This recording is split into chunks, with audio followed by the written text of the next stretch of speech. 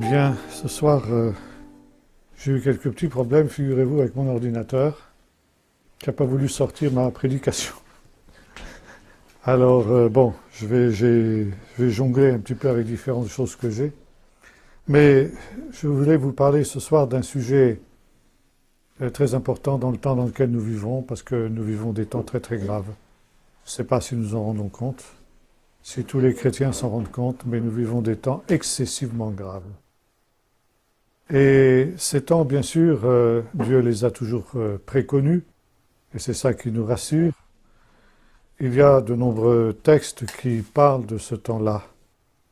Et je voudrais m'arrêter ce soir sur une notion que on ignore, qu'on connaît en général très mal dans le milieu chrétien, mais qui est une notion très répandue au milieu juif. C'est ce qu'on appelle la notion de la dernière génération. Ce concept, on le trouve exprimé dans deux psaumes en particulier. Le premier, c'est le psaume 101. On peut lire simplement ce verset. Il y a un verset qui nous dit ceci. D'ailleurs, on a du mal aussi à avoir une traduction juste de ce texte. Et dans le verset 19, il nous est dit ceci. Que cela soit écrit pour la génération. Alors, tous les traducteurs à peu près, non pas tous, quelqu'un m'a fait une remarque un jour quand j'ai dit ça dans une certaine église, qu'il avait trouvé une version qui avait traduit d'une manière correcte. Mais disons, la plupart des traductions traduisent de la manière suivante, que cela soit écrit pour la génération future. En fait, le mot hébreu, c'est le mot acharon, qui signifie dernier. Et il ne faut pas traduire comme on le fait par que cela soit écrit pour la génération future, mais que cela soit écrit pour la génération dernière. Pardon?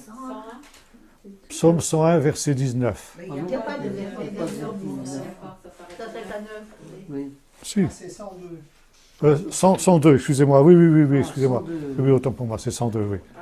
Oui, 102, verset 19. Nous avons la même expression dans le psaume 78. Verset 3. Ce que nous avons entendu, ce que nous connaissons, ce que nos pères nous ont redit, ne le dissimuleront pas leurs fils, redisant, même chose, à la génération dernière, les louanges de l'Éternel, sa puissance et les miracles qu'il a opérés. Il a adressé un témoignage en Jacob, il a mis une loi en Israël, qu'il a ordonné à nos pères de faire connaître à leurs fils pour que la connaissent ceux de la génération dernière. Des fils naîtront, ils se dresseront, ils la rediront à leurs fils, ils mettront leur assurance en Dieu, ils n'oublieront pas les actes de Dieu, ils observeront ses commandements, ils ne seront pas comme leur père, une génération indocile et rebelle, une génération dont le cœur n'est pas ferme et dont l'esprit n'est pas fidèle à Dieu. Voilà. Donc ici, il est question d'une génération dernière. Une génération qui est mise en parallèle avec ce qui apparaît par conséquent, même si ça n'est pas dit d'une manière explicite, comme une génération première. Une première et une dernière génération. La première génération, de quoi s'agit-il? Tout le thème du psaume nous permet de le comprendre facilement. Le psaume 78 est un résumé de toute l'histoire de l'Exode, de l'errance des 40 ans du peuple d'Israël dans le désert, et plus spécialement de ses failles, de ses chutes, de ses manquements, de ses péchés. Et par conséquent, la génération première, c'est ce qu'on appelle dans le judaïsme la génération des pères, c'est-à-dire la génération qui est sortie d'Égypte sous la conduite de Moïse. Cette génération, elle est décrite longuement dans la Torah, c'est-à-dire dans le Pentateuque, et il est souvent question, justement, de ces nombreux manquements. On sait que 600 000 hommes, sans parler des femmes et des enfants, sont sortis d'Égypte. Et combien sont entrés dans la terre promise? Vous vous en souvenez? 2. Tous les autres sont morts dans le désert. Et la question que les sages d'Israël se sont posée est la suivante. Pourquoi ce drame? Pourquoi cette tragédie? Pourquoi sur ces 600 000 personnes qui sont sorties d'Égypte, 2 seulement sont-elles entrées dans la terre promise? Et la réponse est celle-ci. Parce que Satan s'est acharné d'une manière spéciale contre cette génération. Parce qu'il savait que cette génération était une génération privilégiée parmi toutes. C'était la génération qui allait avoir le privilège d'entrer dans la terre promise. Et Satan a fait tout son possible pour mettre en échec le plan de Dieu, de telle sorte que la première génération est la génération qui, dans l'histoire humaine, a connu le plus de tentations. C'est la génération qui a été la plus éprouvée de toutes les générations qui ont formé l'histoire. Et parce que Satan, justement, a multiplié contre cette génération toutes ses ruses, toutes ces pompes, comme on disait autrefois dans l'Église romaine, n'est-ce pas, il a largement réussi dans son plan, en sorte qu'effectivement, l'immense majorité de ceux qui sont sortis d'Égypte et qui auraient dû rentrer dans la terre promise ne l'a pas fait.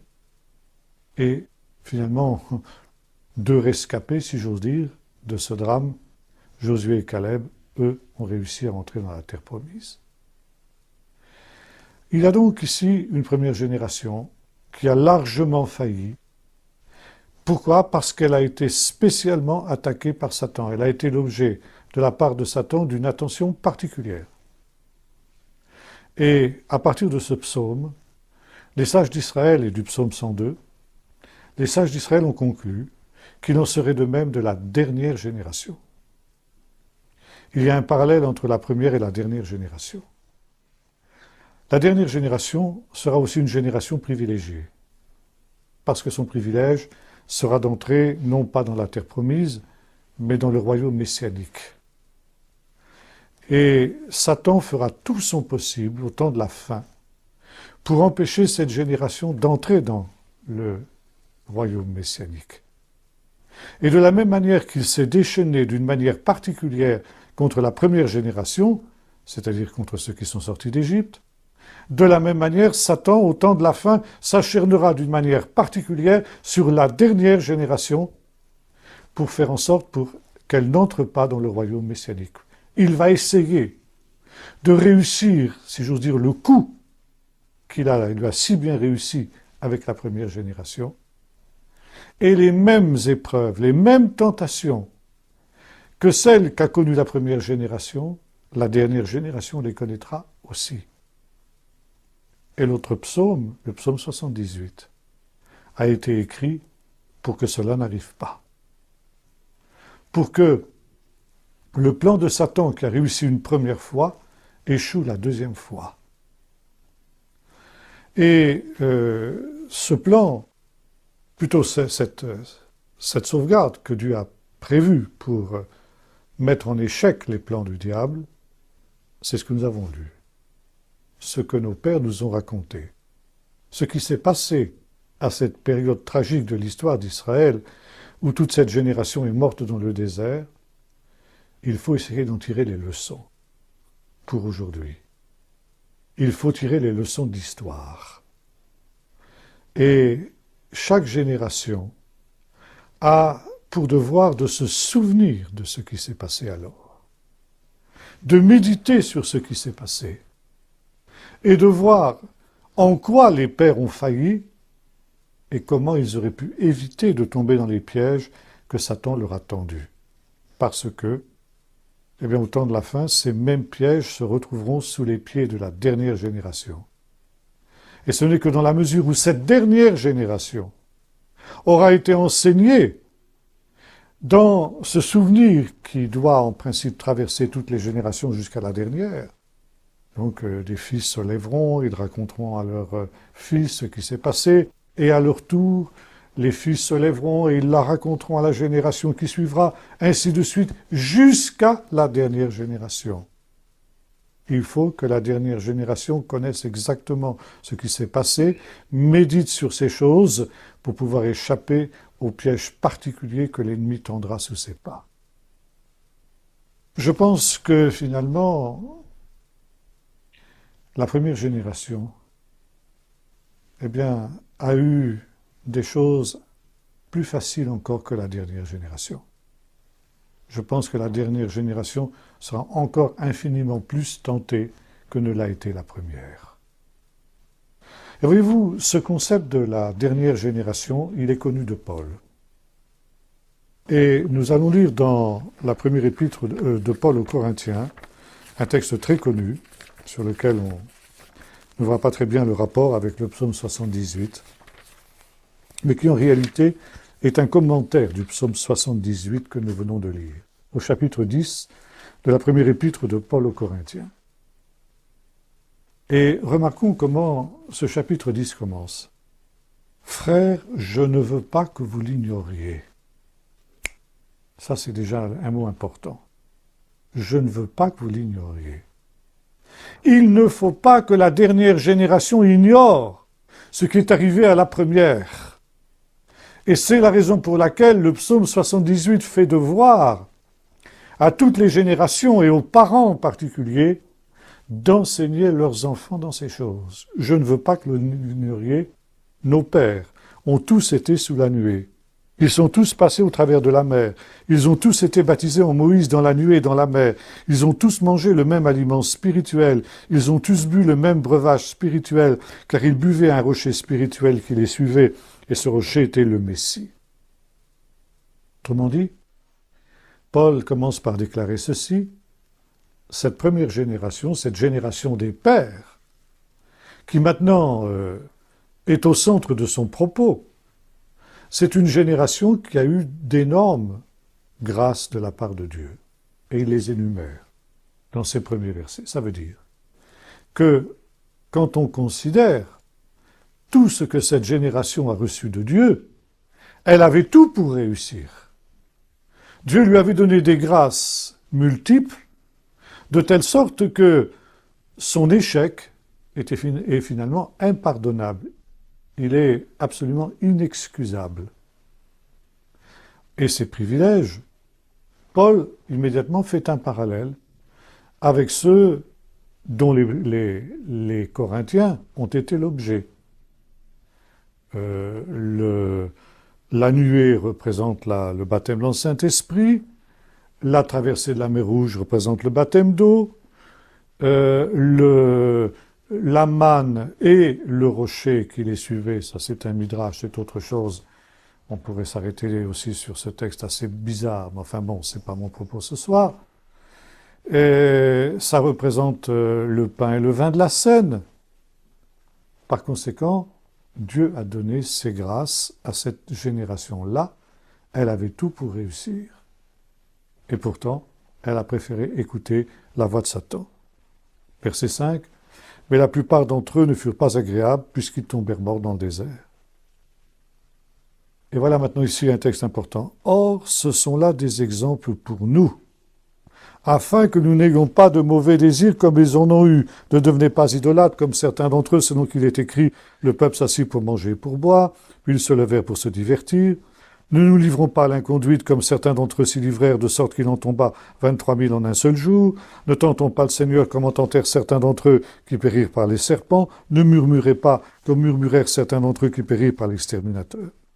Cela leur est arrivé à titre d'exemple et fut écrit pour nous avertir. C'est exactement ce que dit le psaume 78. Ce que nos pères nous ont raconté, nous ne le cacherons pas à nos enfants, pour que justement ils ne tombent pas dans les pièges dans lesquels sont tombées cette génération. Or, nous dit l'apôtre Paul ici, ces choses leur sont arrivées à eux pour nous servir d'exemple.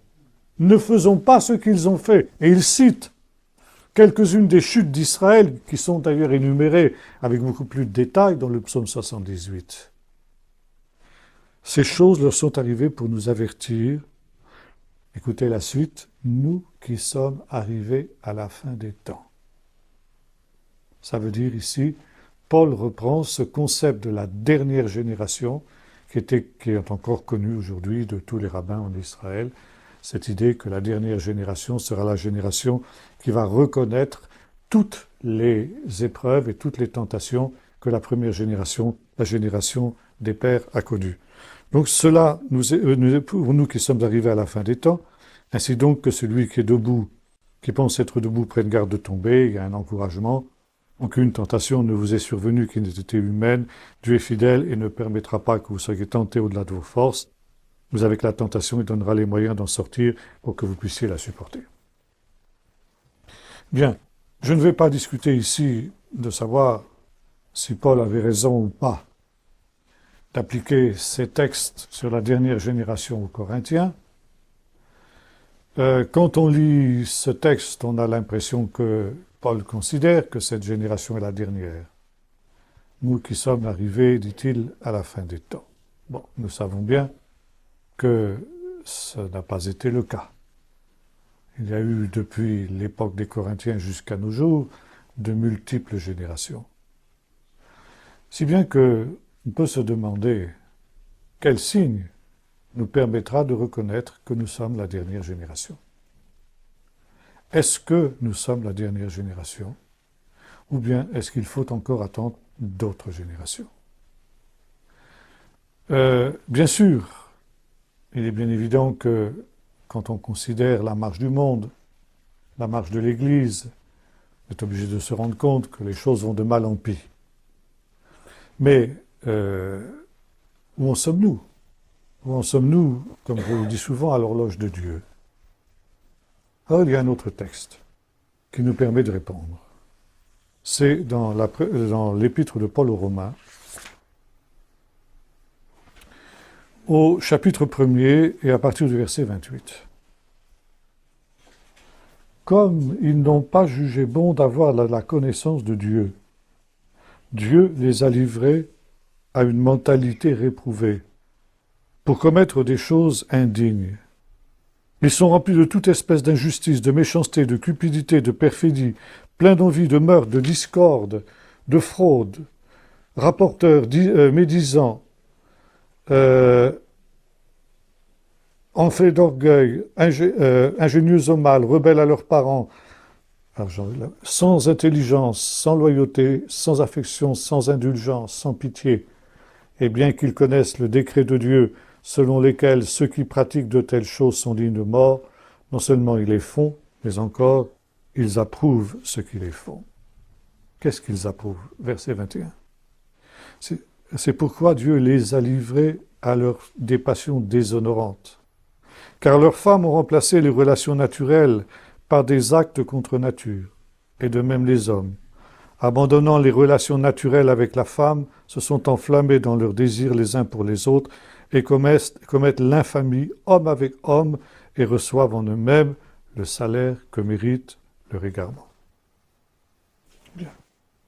Je crois qu'il faut être de mauvaise foi ou complètement aveuglé pour ne pas reconnaître qu'ici il y a une condamnation sans appel de l'homosexualité. Et c'est pourquoi je disais tout à l'heure que nous vivons des temps extrêmement graves. Et Paul ici nous parle de ce péché qui est un des péchés dans la tradition juive spécifique des nations. Parce que les nations ne connaissent pas Dieu, parce qu'elles sont idolâtres, eh bien elles sombrent dans l'homosexualité. Dans la tradition juive, l'homosexualité est la conséquence de l'idolâtrie. Et elle en est la conséquence obligée. Par conséquent, les nations pratiquent ces choses. Et ces choses, elles sont condamnées, notamment dans le livre du Lévitique, au chapitre 26, si ma mémoire est bonne, non 23, peu importe, où ces choses sont appelées d'un mot hébreu très très fort. L'homosexualité, d'ailleurs, avec toutes les formes de déviation sexuelle auxquelles on peut rêver, inceste et tout ce que vous voudrez, bestialité, autre chose. Bien. Toutes les pires aberrations portent en hébreu le nom de to'eva. C'est un mot très fort. Ça signifie une abomination.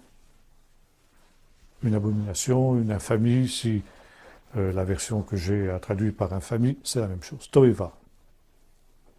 Voyez-vous, nous avons ici quelque chose de très spécial, c'est que la Bible est le premier livre de toute l'histoire humaine à déclarer que l'homosexualité est une abomination.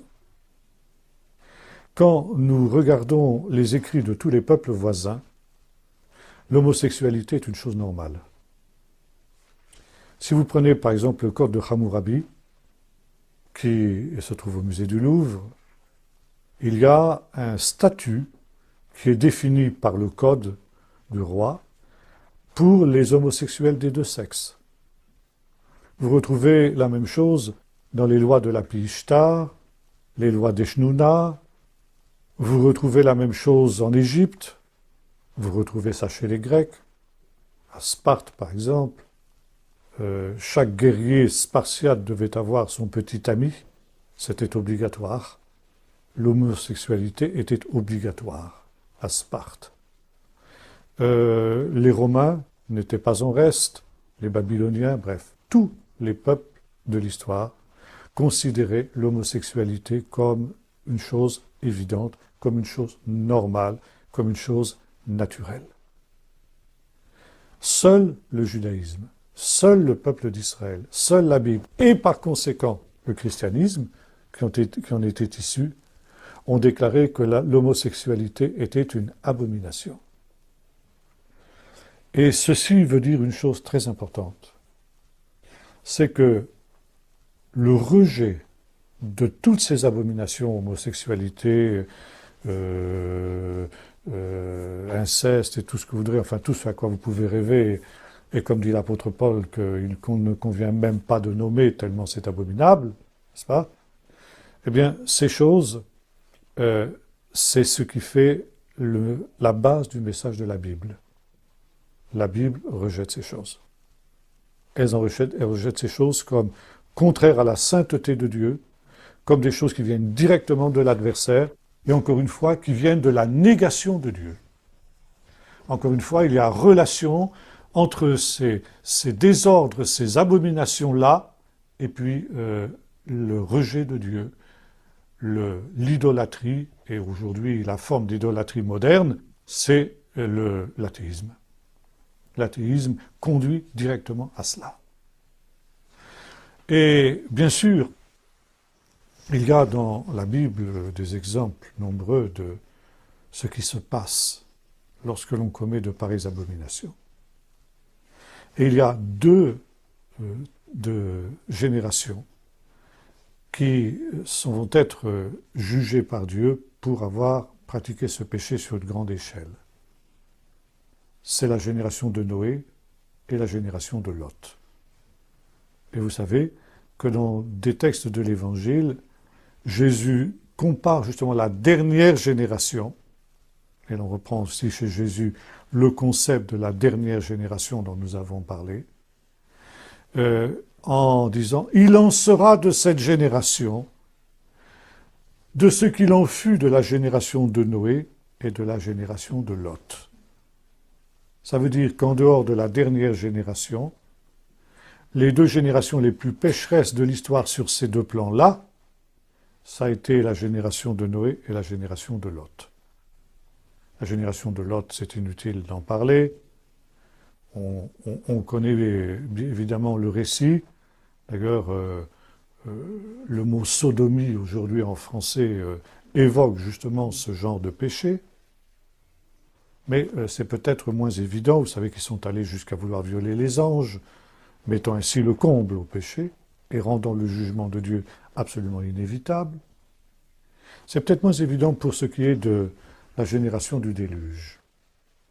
La génération du déluge, la Bible lui fait deux reproches. La terre était remplie de la violence. Alors violence, c'est très intéressant, en hébreu, ça se dit Hamas. Et on peut traduire, la terre était remplie du Hamas. Vous savez, le Hamas que c'est aujourd'hui, c'est le mouvement terroriste qui contrôle Gaza. C'est intéressant. Bon, je note le fait en passant. La terre était remplie du Hamas et toute chair avait corrompu sa voix. Bon, on ne comprend pas très bien ce que ça veut dire. Toute chair avait corrompu sa voix. C'est un euphémisme. Pour signifier toute chair avait corrompu sa voix, sa conduite sexuelle normale. ça veut dire toute chair, y compris les animaux, pratiquaient l'homosexualité. L'homosexualité était devenue quelque chose de généralisé dans la génération de Noé. Et là, Dieu dit stop, c'est trop. Là, c'est le jugement. Et nous retrouvons cette idée dans le texte de Romains 1 que nous avons lu. Paul commence par, au début du chapitre, par fustiger l'idolâtrie. Ils sont inexcusables, parce que les perfections de Dieu, sa gloire, sa puissance, se voient à l'œil nu dans la nature. Par conséquent, ils sont inexcusables. Et pourtant, bien qu'ils voient ces choses, ils ont changé la gloire du Dieu invisible en toutes sortes d'images, de statues, de représentations, d'animaux, d'hommes, etc., etc. Par conséquent, parce qu'ils ont changé cette gloire de Dieu en image, parce que connaissant Dieu, ils ne l'ont pas glorifié comme Dieu, Dieu les a livrés à leur sens réprouvé. Et le sens réprouvé, c'est l'homosexualité. Ça, c'est un thème que vous trouvez constamment dans tous les écrits juifs depuis les origines jusqu'à nos jours. Donc Paul ici reprend exactement ce qui se dit dans le judaïsme. Et une des raisons, entre parenthèses, pour lesquelles, par exemple, Pierre ne voulait pas entrer dans la maison de Corneille, où il y avait des païens, c'est qu'on était à peu près sûr qu'un païen se comportait de cette manière-là, et par conséquent était un être impur. Il n'était pas un être impur en soi, un païen n'est pas un être impur en lui-même, mais il est impur en ce qu'il se livre naturellement à des péchés contre nature. Et c'est une des raisons pour lesquelles dans le décret apostolique, vous savez, de Acte 15, il est dit que les païens doivent s'abstenir. On leur impose simplement de s'abstenir de ce qu'on appelle en grec la pornéia, c'est-à-dire, en fin de compte, toutes les formes de désordre sexuel qui sont énumérées dans ce texte 23 du livre du Lévitique. Donc ici, on attend des païens qui se convertissent, qu'ils cessent de pratiquer ces choses. Paul dira ça aussi aux Corinthiens, il dira ça aussi à Timothée. La loi et la Torah est faite non pas pour les justes, mais pour les parricides, les meurtriers, les homosexuels.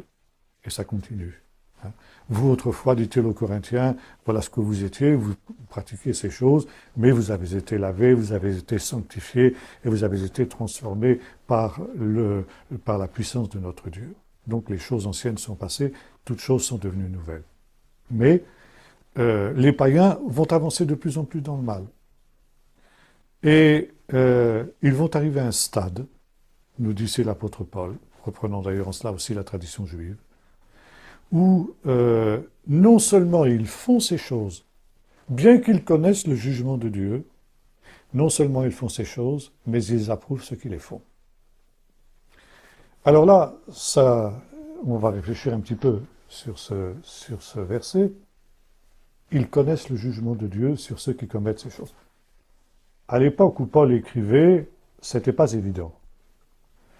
Seuls ceux qui étaient proches du judaïsme, qu'on appelait les craignants Dieu, on appelle ça en hébreu ger toshav, les prosélytes, si vous voulez, les prosélytes de la porte, comme on a dit, savaient. Et on demandait d'eux aussi cela. Ça faisait partie du minimum que l'on imposait aux païens pour qu'ils puissent être reçus dans une synagogue. Donc, mais, disons, la grande majorité des autres peuples ne savaient pas. On ne peut plus dire ça aujourd'hui. Aujourd'hui, nous avons 2000 ans de judéo-christianisme derrière nous. Et par conséquent, nos pays occidentaux en particulier, qui n'ont jamais été chrétiens, mais qui ont été christianisés, savent. Ils savent ce que Dieu pense de ces choses. Et c'est justement parce qu'ils le savent qu'ils prônent ces choses. Non seulement ils font ces choses, mais ils approuvent ceux qui les font, et je dirais même, ils font la promotion pour ces choses. Ça, c'est le comble du péché. Dans la Bible, on ne peut pas descendre plus bas. Et quand nous lisons ce que Paul dit, Dieu les a livrés. Ça veut dire, cet esprit d'aveuglement qui est le leur est déjà un jugement de Dieu. Le jugement de Dieu, il ne vient pas, c'est pas le jugement de Dieu, il ne vient pas, il est déjà là. Le fait qu'ils en soient là, c'est déjà un jugement de Dieu contre eux. Mais bien entendu, le début de ce jugement va se poursuivre jusqu'aux ultimes conséquences de ce jugement. Et comme l'avait dit Jésus dans le texte que nous avons cité tout à l'heure, il en sera de cette génération comme il en fut de la génération de Noé et comme la génération de Lot.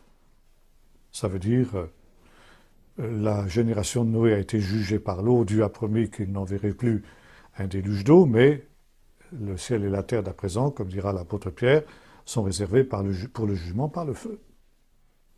Donc ici, on est dans un temps extrêmement grave.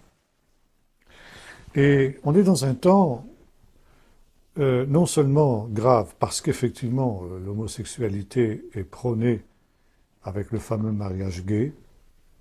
Maintenant, c'est une insulte, c'est un blasphème épouvantable. Le mariage est une des réalités les plus saintes qui ait été créée par Dieu. C'est quelque chose qui remonte avant la création, donc ce n'est pas de l'ordre de la chute.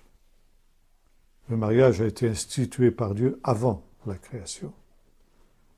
Et on appelle ça en hébreu d'ailleurs, en hébreu c'est Kiddushim. Ça veut dire, ça vient, Kadosh c'est la sainteté. L'union de l'homme et de la femme reproduit l'image de Dieu. C'est lorsque l'homme et la femme s'unissent dans le mariage que l'homme devient l'image de Dieu. Donc il y a une éminente sainteté du mariage. Et de cette sainteté du mariage, ces êtres dépravés qui nous gouvernent aujourd'hui, eh bien on fait quelque chose d'abominable, une contrefaçon, une caricature, et quelque chose qui est contre nature. Et ils le savent. Ils le font délibérément, ils le font volontairement, parce qu'ils sont animés par la haine de Dieu. Et ce fameux mariage gay, ce fameux mariage pour tous, comme on l'a dit, c'est tout simplement une réalité blasphématoire. Et quand vous lisez notamment ce qui est écrit dans le chapitre 7 du prophète Daniel, où nous voyons la quatrième bête, je vais en parler tout à l'heure, de la quatrième bête de Daniel, de laquelle sort une petite corne qui prononce des blasphèmes contre Dieu et qui s'élève jusqu'à Dieu pour essayer de lui arracher son autorité. Et ce blasphème est tellement épouvantable, cette bête qui essaye de changer les temps et les lois, vous vous en souvenez ce qu'il nous est dit, et nous en sommes en train de vivre ça, eh bien, fait que là, Dieu dit, trop c'est trop, et la bête est jugée par le tribunal céleste, elle est condamnée à mort, et c'est le jugement de Dieu qui s'abat sur cette bête. Quelle est cette bête? Alors, je ne vais pas, si vous faire une étude détaillée du livre de Daniel, parce que ça serait trop long, mais quand nous prenons tous ces textes, que nous voyons aussi comment les rabbins ont compris ça, c'est très important de voir comment les rabbins l'ont compris, parce que c'était comme ça aussi que les apôtres le comprenaient, ils baignaient dans ce milieu-là. Il n'y a absolument aucun doute que la quatrième bête de Daniel, c'est l'Europe, et par extension le monde occidental. L'Europe. Et par conséquent, l'Europe est le royaume de l'Antichrist. Antichrist contre Christ, ça dit bien ce que ça veut dire. Ça veut dire qu'il va renverser tout ce que la loi de Dieu, l'Évangile, a voulu établir. Il s'agit d'éradiquer de l'Europe l'héritage judéo-chrétien. Il s'agit de ramener l'Europe au paganisme pré-chrétien. Et, encore une fois, ici, il y a une différence énorme entre notre temps et ce qui s'est passé il y a 2000 ans. 2000 ans, le christianisme était quelque chose de neuf, d'inconnu. Aujourd'hui, le christianisme n'est plus quelque chose de neuf, c'est quelque chose qui est connu. Et c'est quelque chose contre lequel on se dresse. Alors évidemment, j'évoquais ici l'immoralité sous ses différentes formes, et notamment sous ses formes les pires. Mais il y a aussi d'autres éléments qui vont dans le même sens. On est en train de préparer au Parlement européen, éventuellement aussi à l'ONU, un texte interdisant l'enseignement et la diffusion du créationnisme. Ça veut dire de l'idée selon laquelle Dieu a créé le ciel et la terre, ce qui est aussi une des bases de la Bible. Mais c'est l'évolution qui est une théorie non scientifique. Je n'ai pas le temps de vous expliquer ça, mais si j'avais le temps, je pourrais vous expliquer comment scientifiquement la théorie de l'évolution est un non-sens, est une impossibilité scientifique. Et pourtant, cette religion, comme disait je ne sais pas si c'est pas Jean Rostand qui parlait de ça, cette religion à laquelle ces grands prêtres ne croient plus, va devenir aujourd'hui la religion obligatoire, dans laquelle nos enfants vont être éduqués, sont déjà éduqués, et vous n'aurez plus le droit, les églises n'auront plus le droit de dire autre chose que ça. Ça fait partie de la religion athée, de la religion laïque obligatoire. Et puis il y a un troisième volet, un troisième élément de cette révolte contre Dieu, que la Bible appelle la grande apostasie, qui doit venir au temps de la fin. Vous trouvez ça par exemple aussi dans le psaume 2. C'est l'antisionisme, la haine contre Israël. Et ces trois éléments, l'immoralité, le darwinisme et l'antisionisme, forment un tout. C'est une volonté de faire table rase du judéo-christianisme, c'est une volonté d'éliminer Dieu de toute la scène de l'histoire et de notre civilisation occidentale. C'est une volonté de tout ramener à zéro. On parle d'ailleurs, on retrouve actuellement le langage 68 art de déconstruction. Il faut déconstruire. C'est le mot qui redevient à la mode maintenant. Et par conséquent, ici, nous voyons le système de l'Antichrist se mettre en place sous nos yeux. Parfois, on me demande, est-ce que nous verrons l'Antichrist ou pas? Alors, il y a ceux qui on spécule. Alors, non, on ne verra pas l'Antichrist, on s'est enlevé avant, etc. Je dis, mes pauvres amis, mais est-ce que vous ne vous rendez pas compte que on est à fond dans le système de l'Antichrist? Si vous ne le voyez pas de vos yeux, c'est que vous êtes aveugle, vous êtes inconscient, vous êtes fou, je ne sais pas ce que vous êtes, mais il est là, le système de l'Antichrist. L'Antichrist, il est là sous nos yeux. Alors on le voit, et on a affaire à lui. Mais je crois qu'il y a pire encore. Déjà, le tableau que je dresse ce soir n'est pas tellement réjouissant, mais il y a pire. C'est maintenant l'enseignement du gender chez les enfants. C'est horrible, oui. Je ne sais pas si tout le monde est au courant de ça. Il y a cette idée maintenant, chez des détraqués, d'anciens 68 arts, maoïstes, proches de Pol, que le sexe biologique, évidemment, est déterminé à la naissance, on ne peut pas, évidemment, on ne peut pas faire autrement, mais que le sexe, comment dirais-je, psychologique, il est laissé au choix de l'individu. Ça veut dire que c'est pas parce que on est avec un sexe masculin qu'on est obligé d'assumer son identité masculine. Si on a envie de devenir une femme, on a la possibilité de le faire. Et vice-versa. Et par conséquent, c'est un des éléments de la liberté. Liberté chérie, n'est-ce pas? Combat avec tes défenseurs, nous connaissons bien ça. Mais je citerai la parole, c'est Madame Roland, je crois, ou c'était Lucille Desmoulins, je ne me souviens plus, au moment d'être guillotinée, qui a eu cette parole liberté que de crime on commet en ton nom. N'est-ce pas? Et bien on en est là. Alors il faut laisser les gens libres de choisir leur sexe psychologique. Et maintenant, il n'y a plus simplement l'hétérosexualité, mais il y a l'homosexualité qui est une voie possible, la transsexualité, la bisexualité, j'en passe et des meilleurs.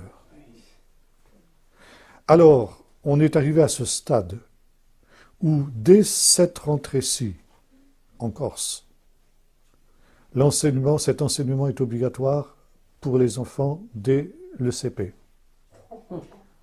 Les instituteurs et institutrices ont ordre d'enseigner aux enfants qu'ils ont le choix, ils ont la liberté de choisir s'ils veulent être garçon ou fille.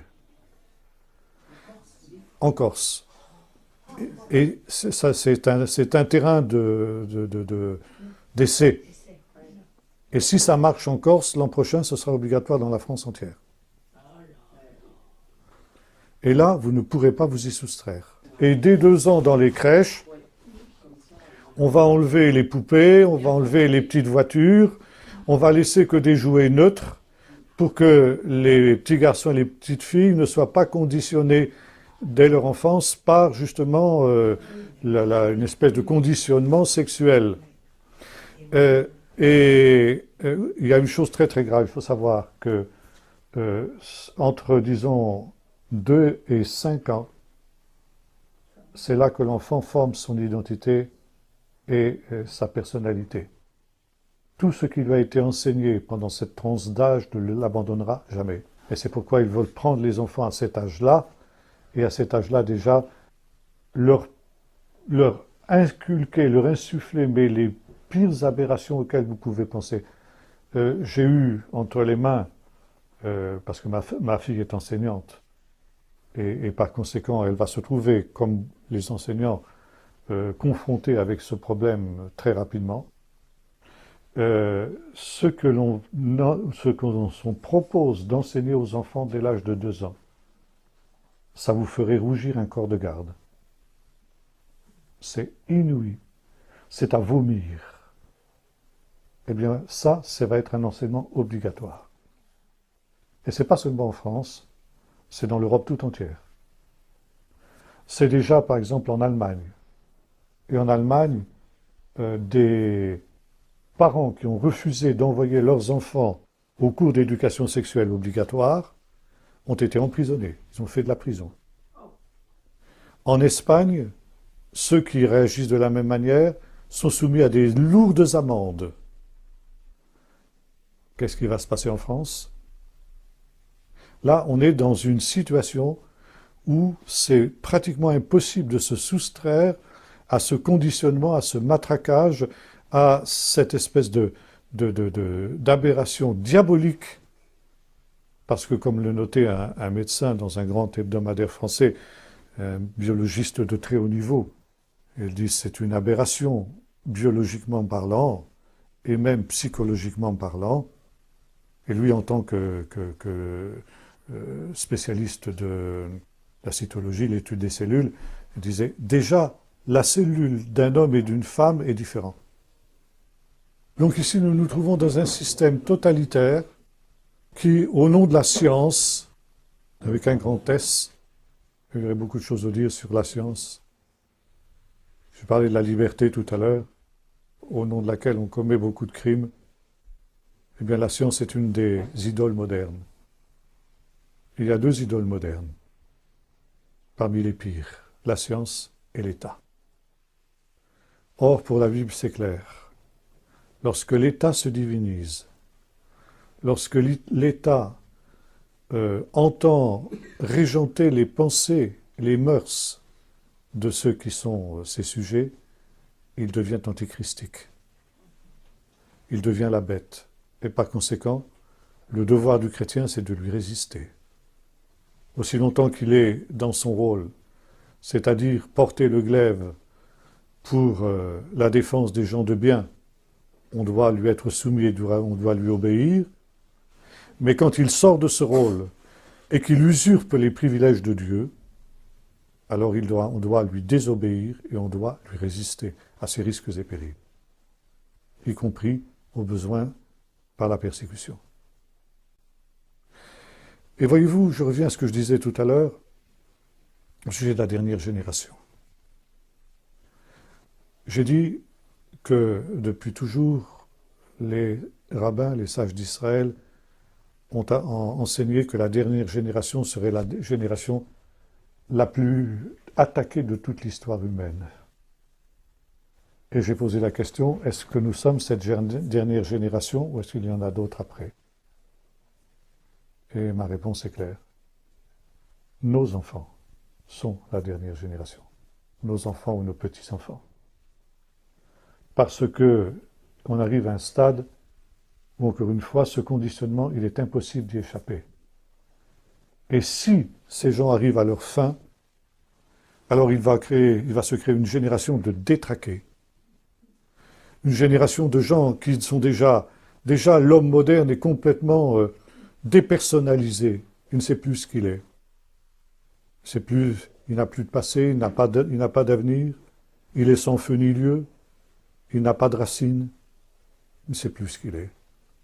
Et maintenant, on va mettre le dernier clou au cercueil, si j'ose dire, il ne saura même plus s'il est homme ou femme. Les petits-enfants qui auront été à l'âge de 5 ans, ou 4 ans, ou 2 ans, éduqués dans ce domaine-là, quand ils auront 20 ans, ils ne sauront plus ce qu'ils savent, ils ne sauront plus ce qu'ils sont. Et par conséquent, vous allez voir le nombre des maladies mentales, le nombre des suicides de jeunes, parce qu'ils se suicideront. Ça, c'est inévitable. Et automatiquement, là, ce sera l'enfer sur la terre. Un enfer que ces gens-là, évidemment, pensent que ça va être bien, au contraire, sinon ils ne le feraient pas. Mais ils ne sont pas conscients, justement, de ce qu'ils sont eux-mêmes manipulés par l'esprit de l'adversaire et par l'esprit de l'Antichrist. Et voyez-vous, Jésus dit une parole très intéressante quand il parle de son retour. Il parle justement aussi de cette dernière génération, quand il nous dit que beaucoup succomberont, renieront le maître qui les aura rachetés, et parce que l'iniquité se sera accrue, l'amour du plus grand nombre se refroidira. Et il dit ceci, si ces jours n'étaient abrégés, personne ne serait sauvé, mais à cause des élus, ils seront abrégés. Et finalement, dans cette abomination qui vient, qui encore une fois pour moi est pire encore que le mariage gay, parce que ça c'est vraiment le conditionnement avec toutes les puissances de séduction de l'iniquité, n'est-ce pas? C'est appeler le mal bien et le bien mal, c'est Sodome, où selon la tradition juive, les juges condamnaient les justes et absolvaient les coupables, n'est-ce pas? Donc, le déni même du droit, eh bien, si le Seigneur tarde, personne ne pourra être sauvé. Nous autres, évidemment, et nos braves dirigeants le savent bien, ils savent bien qu'ils ne nous changeront pas. Ils savent bien que pour nous, c'est révoltant et que nous nous y opposerons. Ça fait rien, ils ont fait l'impasse sur notre génération. Par contre, ce qu'ils veulent, c'est les jeunes générations. Et ils savent que les jeunes générations qui auront été instruites dès leur plus jeune âge dans cette optique-là, considéreront les choses comme tout à fait normales. Et par conséquent, nous n'aurons même plus l'idée de se révolter contre ça. Et c'est ça qu'ils cherchent. Et c'est ça la dernière génération dont nous parle la Bible. Que cela soit écrit pour la génération dernière.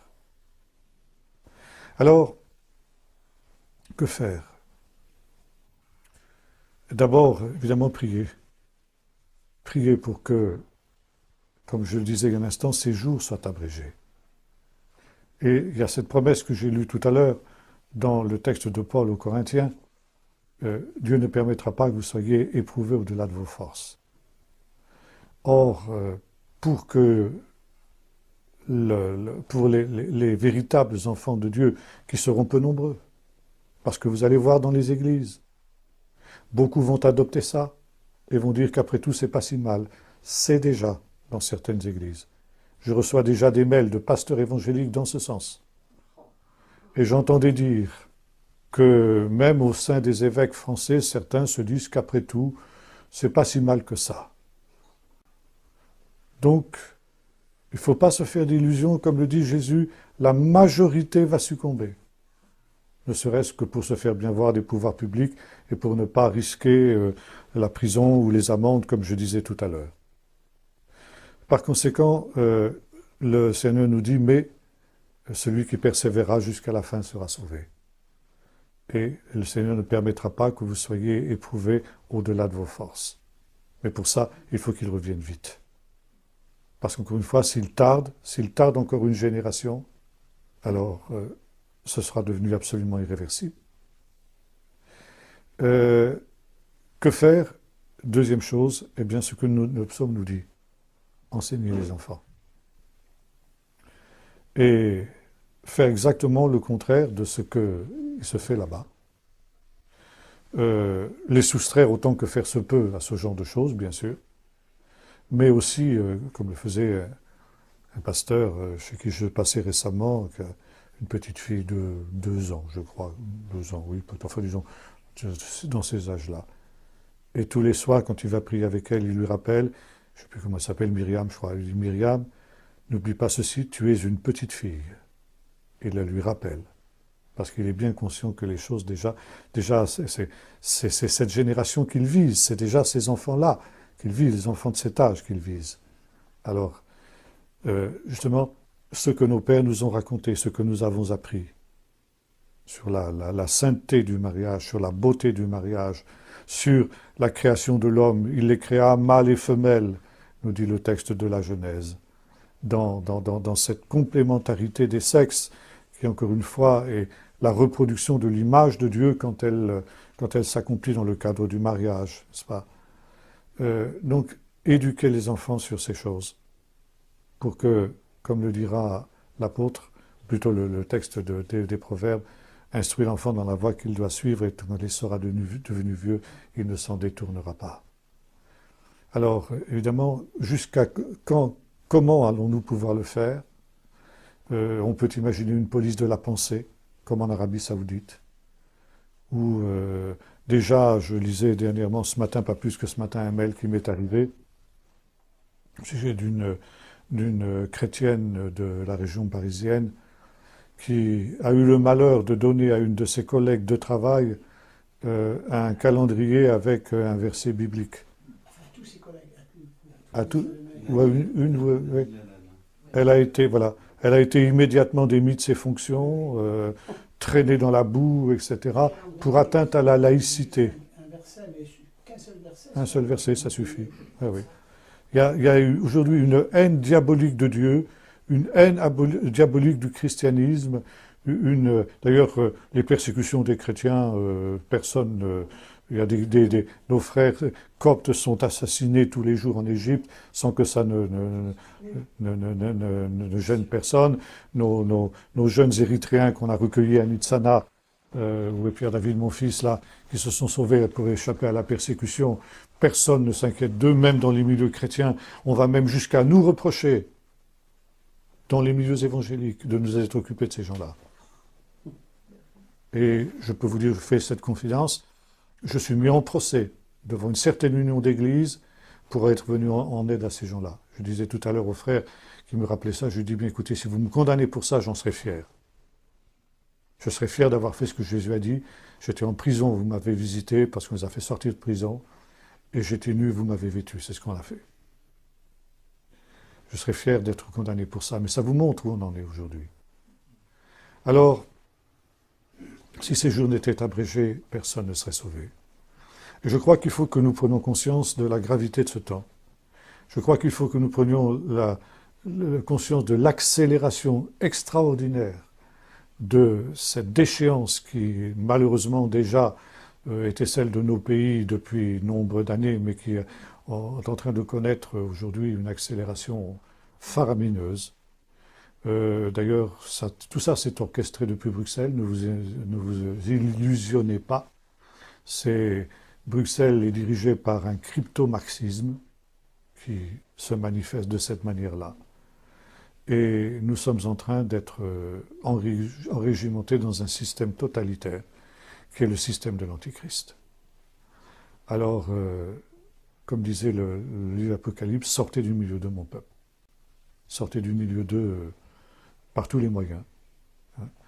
Et je crois que c'est le temps de la résistance. Résister. Il y a 3 manières de résister.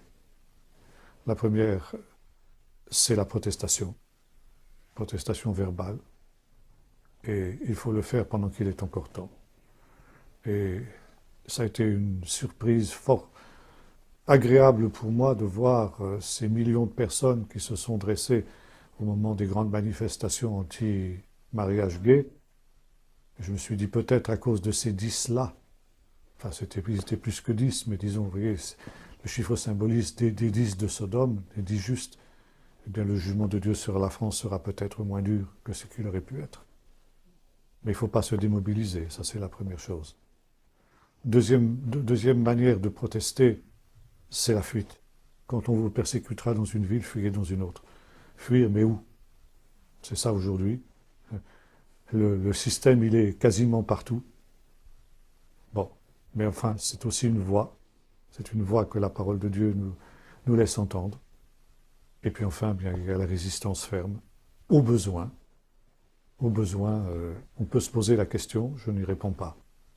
On peut se poser la question de la résistance armée, comme ce fut le cas des Huguenots au moment de la guerre des Cévennes.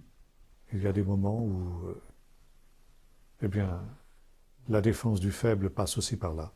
Hein. Il y a une défense qui est légitime. Bon, ça c'est un autre débat, je n'y entrerai pas, je laisse simplement ça sur la table. Mais je termine simplement en disant que cela soit écrit pour la génération future.